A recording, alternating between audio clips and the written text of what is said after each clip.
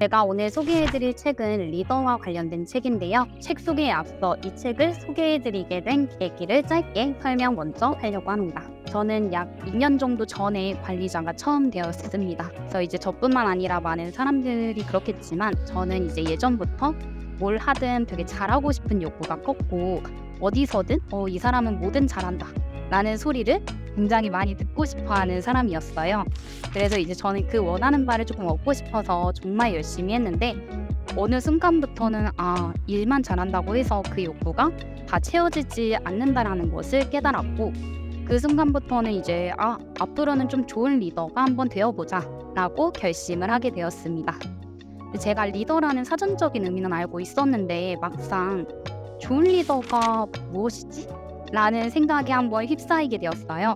대체 어떤 리더가 좋은 리더인가에 대한 고민을 시작하게 되었습니다. 성과를 위해서 일 잘하는 리더, 화내지 않고 친절하게 알려주며 리드하는 리더, 그냥 단순히 회사에 헌신하는 리더, 성장을 이끌어주는 리더.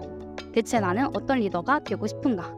이것에 대해서 한참 동안 생각을 하다가 지금까지 만났던 리더들을 보면 무엇보다 저를 성장할 수 있게끔 이끌어 주었던 리더가 가장 인상 깊었어요.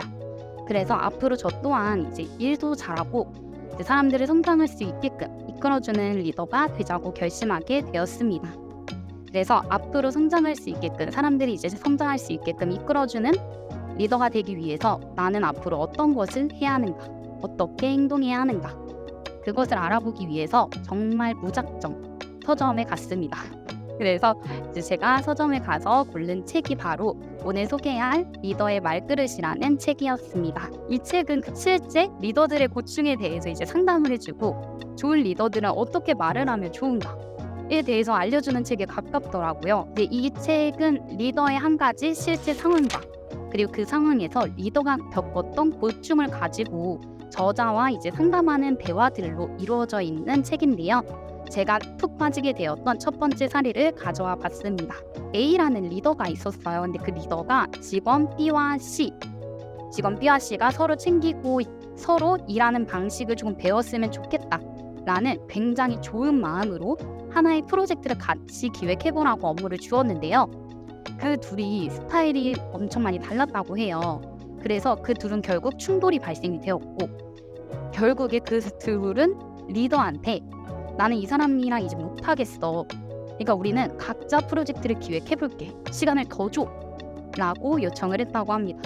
사실 리더 같은 경우에는 좋은 마음으로 둘이 같이 기획하라고 한 건데 다른 방향으로 이제 가게 되자 평정심을 잃었고 그리고 사실상 이런 일이 발생할 때마다 이 리더는 감정을 주체하지 못한다라는 것이 큰 고민이었다고 해요. 그래서 그 고민을 가지고 이제 저자와 상담하는 내용인데요.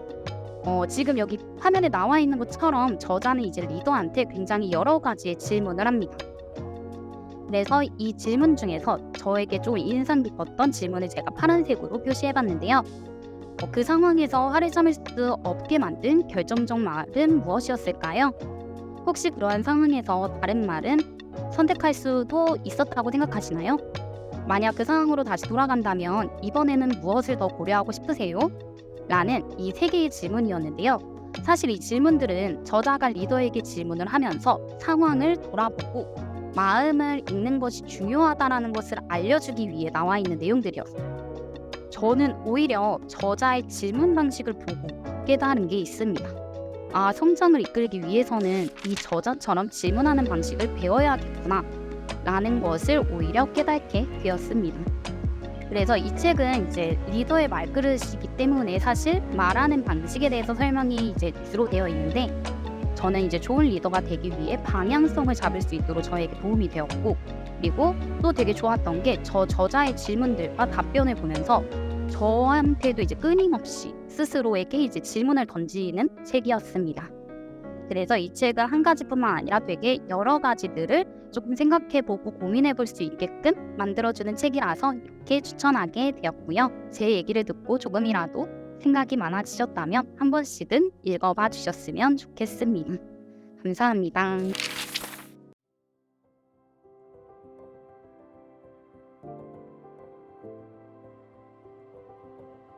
오늘 소개해드릴 책은 내가 가진 것을 세상이 원하게 하라 라는 책이고, 제가 이 책을 읽은 것은 저희 본부장님께서 제가 한창 일에 지쳐있을 때 저를 보시더니 한숨을 푹 쉬시면서 얘따 이 책 한번 읽어봐 라고 해서 제가 이제 읽게 되었고요. 이 책을 읽어보니 본부장님이 저에게 이제 주시는 메시지를 알게 됐습니다.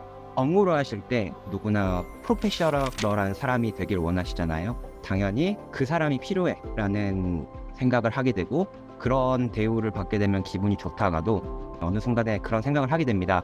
왜 나한테만 일이 이렇게 많지? 순간이 아마 있으셨을 거예요. 항상 잘하는 사람에게 일이 많이, 그리고 중요한 일일수록 몰리게 되죠. 그러면 생각하게 됩니다. 다른 사람들처럼 너무 열심히 일하지 않고 중간만 가자 라는 생각을 할 수 있는데, 이 저자분께서는 그거에 대해서 굉장히 경계하도록 저희에게 가르침을 주고 계시고요. 많은 사람들이 힘들다 보면 안테나가 밖으로 몰립니다. 하지만 곰곰이 생각해보면 지금 직장 업무를 하고 있는 것도 물론 생계를 유지하기 위해서일 수도 있지만, 대부분의 분들은 아마 내가 하고 싶은 일이다 라는 생각으로 업무를 아마 시작하셨을 거예요.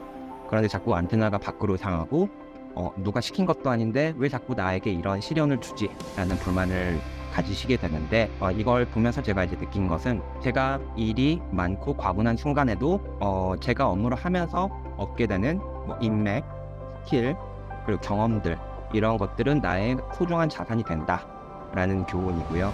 마지막으로 저자는 얘기합니다. 나를 존중하는 지혜를 가져라. 최선을 다해서 내가 선택한 것에 대해서 책임을 지자. 아울러 좀 멀리 추상적으로 바라보면 자신의 인생에서 갑으로 살 수 있도록 자신의 경험을 소중히 하고, 자신이 시련을 겪은 와중에서도 얻었던 것들에 대해서 소중히, 그리고 자신의 자산으로 삼자라는 얘기를 하면서 마무리 짓습니다.